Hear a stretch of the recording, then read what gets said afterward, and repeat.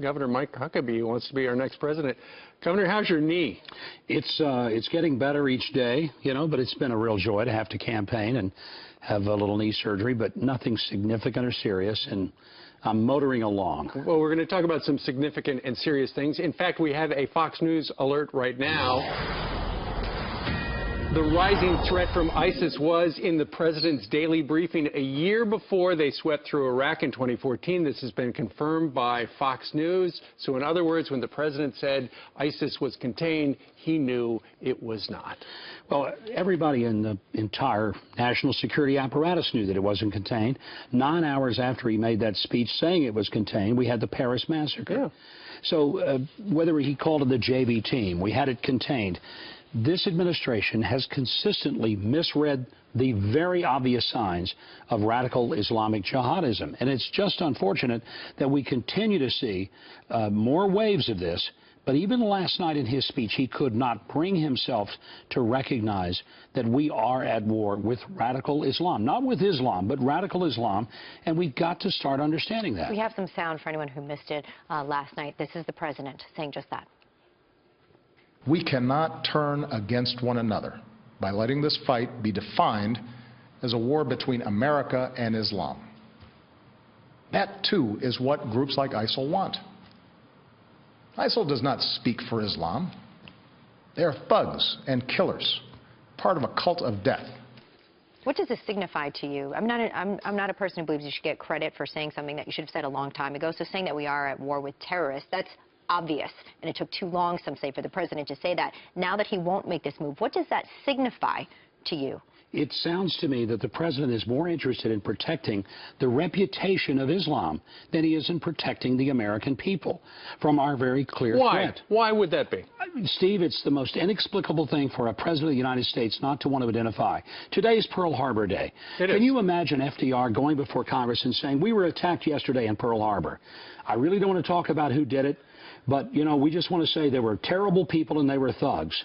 Well, who was it, Mr. President? Well, we don't want to get into, because I don't want you to have any. It was the Japanese. Right. Just say the Japanese. Right. And he did say that. That's the point. Identify your enemy, target your enemy, take your enemy out, stand for freedom. Governor, this is what's driving a lot of the American people crazy, because I'm on this book tour. I'm able to go to 16 cities in the last 4 weeks, and you go to more cities than I could ever imagine.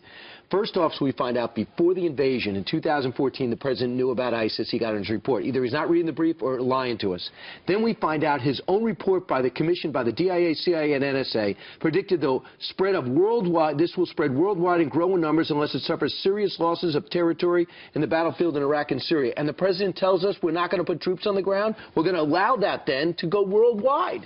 If you have a malignant tumor in your body and you do nothing to eradicate that tumor, it begins to metastasize, grow, and kill you. ISIS is a malignant tumor. I've been saying this for years.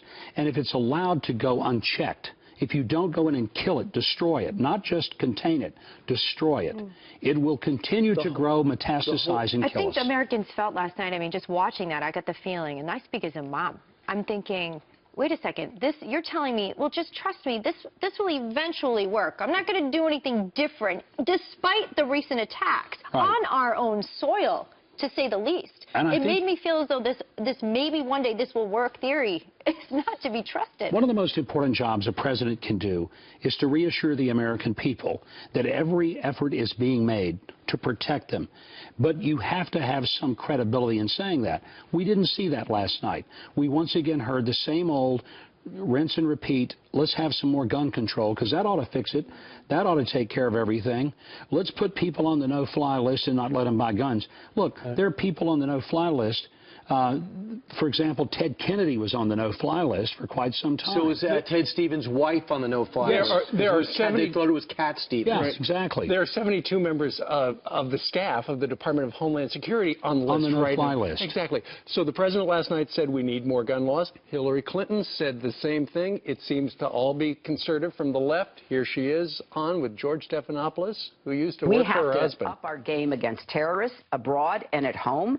And we have to take account of the fact that our gun laws and the easy access to those guns by people who shouldn't get them, mentally ill people, fugitives, felons, and the Congress continuing to refuse to prohibit people on the no-fly list from getting guns, which include a lot of, domestic and international terrorists. We need to have comprehensive background checks. We need to close the gun show loophole, close the online loophole, go after what's called the Charleston loophole, and end the liability for gun sellers. Would any other gun laws have prevented what happened last week? When people ask me that, I ask them, tell me which gun law you have in mind that would have stopped it, because there isn't one. And that's the problem. I mean, I think the answer is tell Americans be prepared to defend themselves.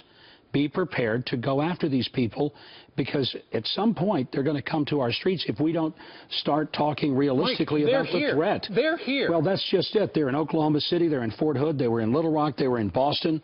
And whatever branch of radical Islam, whether it's Boko Haram, Al-Qaeda, whether it's Hezbollah, Hamas, or whether it's ISIS, these are all branches from the same trunk of the tree. Governor, I'm perplexed at why the president would seem to put forward this faux solution with gun control and no-fly list as an effort to deal with the threat of terrorism and ISIS. Why is he doing this? Why is he pushing our attention toward these issues? It seems as though he's taking advantage and politicizing these deadly attacks. Look, why did he have to deal with Iran? That was insane. Is it Valerie Jarrett, the influence that she has on his administration? Is it the fact that the State Department is infiltrated with pro-Islamic staff? Because it is. Foggy Bottom is filled with people who are very anti-Israel and very strong toward more of a Palestinian cause and an Islamic cause. Is that what it is? I don't understand it, Elizabeth. It makes no sense, but it's to the detriment of American safety. He did one thing I was kind of heartened by was the fact that he is going to re-examine the fiancé visa program that's out there right now, because of course they met online, they get engaged over here, and then they come over here to kill people. You asked him to address that. Yeah, what a comfort to think, though, that the same president who says, don't worry, we'll vet Syrian refugees, the Syrian refugees will not be given nearly the attention that she was.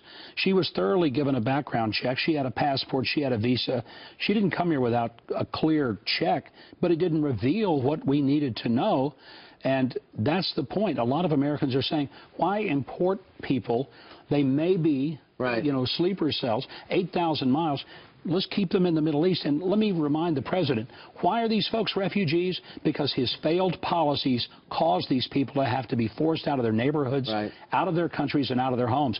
Take out the reason they had to leave. Let them go home. But, Governor, on top of that, the president says if you don't want these refugees coming over, you're scared of widows and children. Well, that's nonsense. I just don't want our failed policies to continue to make more widows and more orphans. Well, as we look at what happened last week in California, it could have been the woman who actually radicalized the guy. So anyway, good to see you, Governor, guys. Thank you very much for dropping by. Great to see you, Governor. Great to see you, Governor. Glad you're on the mend, too.